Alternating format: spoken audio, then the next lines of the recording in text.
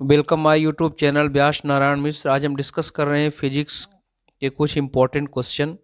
MCQ हैं, multiple choice question, जो कि क्लास 12th और इंजीनियरिंग और कॉलेज के लिए JEE नीट के लिए काफ़ी इंपॉर्टेंट है। आप हमारे चैनल को सब्सक्राइब करें, लाइक करें, शेयर करें।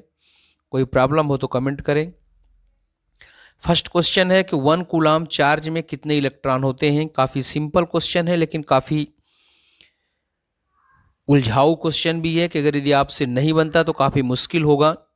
तो 1 कूलाम चार्ज में कितने इलेक्ट्रॉन होते हैं ये आप बताइए।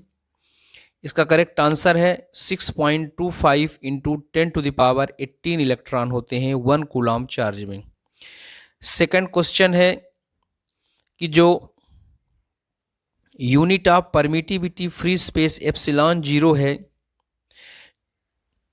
क्या है। मतलब फ्री स्पेस का जो परमिटिविटी है इसकी यूनिट क्या होती है। इसका आंसर आप बताइए। इसका आंसर है, करेक्ट आंसर है कूलाम स्क्वायर पर न्यूटन मीटर स्क्वायर। हम जो क्वेश्चन बता रहे हैं इसका आप सेल्फ आंसर दीजिए और फिर चेक करिए कि आपकी कितनी प्रिपरेशन है एग्ज़ाम की। 12th स्टूडेंट्स के लिए तो बहुत ही इंपॉर्टेंट क्वेश्चन है ये। ऐसे ही MCQ क्वेश्चन आते हैं, तो आप इससे चेक करिए और फिर देखिए कि आपकी प्रिपरेशन किस लेवल की है। नेक्स्ट क्वेश्चन है, एयर के लिए जो डाइलेक्ट्रिक कांस्टेंट है उसकी वैल्यू क्या होती है। तो बताइए इसका आंसर क्या है। इसका करेक्ट आंसर होता है 1। एयर के लिए जो डाइलेक्ट्रिक कांस्टेंट है उसकी वैल्यू होती है 1।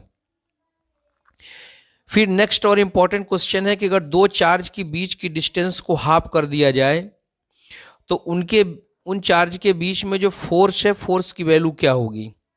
तो आप जानते हैं F प्रोपोर्शनल होता है 1/r²। तो जब R को हाफ कर देंगे, R की जगह R/2 करेंगे, तो जो R/2 का स्क्वायर मतलब R²/4, 4 चला जाएगा न्यूमरेटर में। तो इस तरह से प्रीवियस वैल्यू का 4 टाइम्स हो जाएगा। नेक्स्ट क्वेश्चन है, अगर निगेटिव पॉइंट चार्ज हम लें तो जो लाइन ऑफ फोर्स होते हैं वो कैसी होगी। आउटवर्ड्स होंगे, इनवर्ड्स होंगे, सर्कुलर होंगे, कैसे होंगे। इसका आंसर आप बताइए। इसका करेक्ट आंसर है रेडियल होगा और इनवर्ड्स होगा।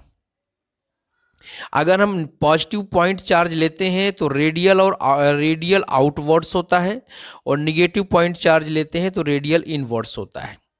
मतलब अगर मान के चलिए कि यदि हम -Q चार्ज ले रहे हैं तो इसके चारों तरफ जो इलेक्ट्रिक लाइंस हैं वो इनवर्ड्स, मतलब ये बाहर से अंदर की ओर आएंगे।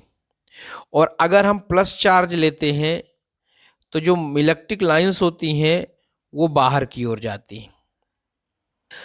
नेक्स्ट क्वेश्चन है कि डाइपोल के एक्सिस पर r डिस्टेंस पर इलेक्ट्रिक फील्ड की वैल्यू क्या होगी, किसके प्रोपोर्शनल होगी। जिसका आंसर बताइए आप। डाइपोल के एक्सिस पर, जब डाइपोल के एक्सिस पर देखते हैं तो उसको इंड ऑन पोजीशन कहते हैं, और जब डाइपोल के परपेंडिकुलर देखते हैं तो उसको लॉन्गिट्यूडनल पोजीशन कहते हैं या ब्रॉड ऑन पोजीशन कहते हैं। तो इसका आंसर है इनवर्सली प्रोपोर्शनल टू r³ हो जाएगा। जो इलेक्ट्रिक फील्ड है E प्रोपोर्शनल 1/r³ हो जाएगा।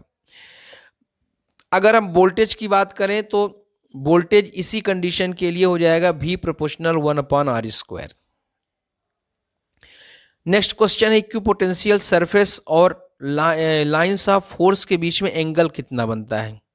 तो आप पढ़े होंगे कि जो इक्विपोटेंशियल सरफेस के से जो लाइंस होती हैं वो परपेंडिकुलर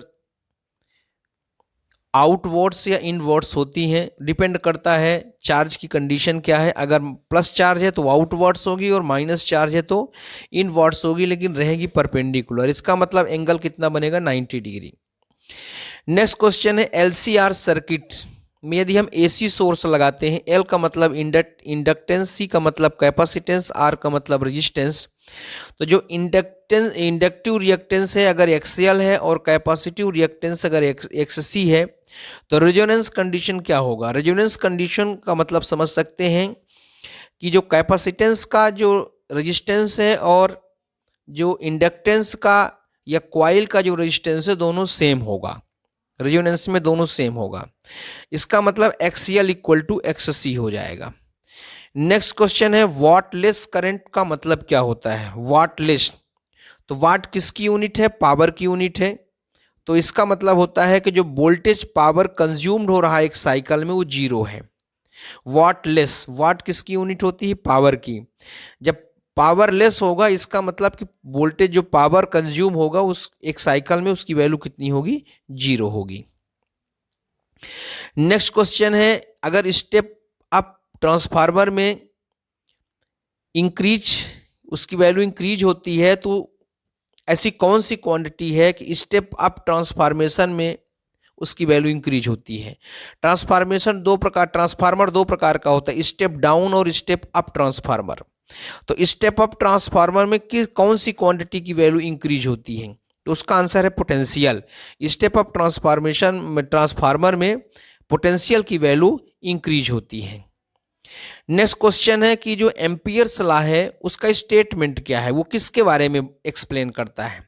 तो इसका आंसर है मैग्नेटिक फील्ड का जो सर्कुलेशन है वो सर्कुलेशन के बारे में एक्सप्लेन करता है। हम जानते हैं कि जो मैग्नेटिक फील्ड होता है वो क्लोज्ड लाइन बनाता है और जो इलेक्ट्रिक फील्ड होता है वो स्ट्रेट लाइन बनाता है। वो रेडियल आउटवर्ड से रेडियल इनवर्ड्स होता है, वो क्लोज्ड लाइन नहीं बनाता। लेकिन मैग्नेटिक फील्ड क्या है, क्लोज्ड लाइन बनाता है। तो एम्पियर्स लॉ ये बताता है कि मैग्नेटिक फील्ड का सर्कुलेशन कितना है, मतलब क्लोज कितना है पाथ। फिर आयनोस्फीयर किससे मिलके बना होता है। हम जानते हैं कि जो मैटर की पोजीशन होती है वो प्रेजेंट टाइम पे 5 स्टेट काउंट किए जाते हैं। वैसे नॉर्मली तो 3 होते हैं, सॉलिड, लिक्विड, गैस, लेकिन 2 और स्टेट काउंट किए जाते हैं। एक होता है प्लाज्मा और दूसरा होता है कंडेंस मटेरियल। तो आयनोस्फीयर में कंडेंस मटेरियल भी पाया जाता है और प्लाज्मा की भी कंडीशन होती है। इसका मतलब उसमें फ्री इलेक्ट्रॉन और पॉजिटिव आयन पाए जाएंगे और दोनों का नंबर सेम होगा, मतलब जितने फ्री इलेक्ट्रॉन होंगे उतने ही पॉजिटिव आयन होंगे। तो इस तरह से हमने इंपॉर्टेंट 12 क्वेश्चन डिस्कस किया। आप इनको चेक करें, कोई प्रॉब्लम हो तो कमेंट करें। मोबाइल नंबर इसमें दिया है, आप उससे कॉल करके भी पूछ सकते हैं। Thank you very much.